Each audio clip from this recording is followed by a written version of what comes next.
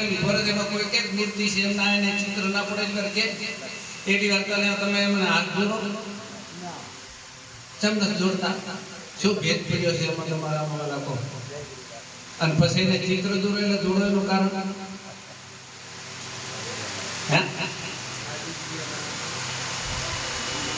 અને પછી ભગવાન થઈ જતી પેલો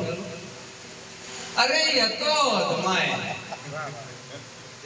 કારીગરી અને કોતરી મારો કાઢે છે તો માય છે આમાંય છે એમાં નહીં આમાંથી કોત કાઢી આલો બોલો કાઢી આલો ના કાઢી આલો બી કરો જો એમાંથી તો કારીગર કાઢતો હોય તો આપણે આમાંથી કાઢી લેવો બોલો અને વગર કોતરી મહારાજ વગર કોતરી આ તાબલામાંથી પરમાત્મા કાઢી આપવા મારા સદગુરુ મારા અધુરામ મહારાજ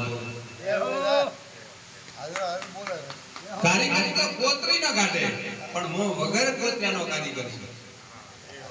અને વગર કોતરે તમારે સાહેબ કાઢે હું એમ કહ્યું કે આ કોતરો વાળો ખોટો પણ આ સાચો વગર કોતરે દેખાય કારીગર તો એક મૂર્તિને કોતરે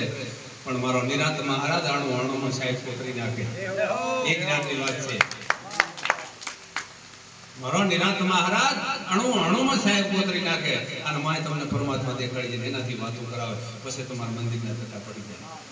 પછી તમારે દ્વારકા જવાનું એટલે કીધું છે કે હળીઓ ગાડી તને હરી નહીં મળે તું હળીઓ ગમે એટલી કાઢે તો તને હરી નહીં મળે તારા પાડાને રોગ પખાલને ડોગ દીધા હાટે રોગ પાડાનો ન મળે હળીઓ કાઢે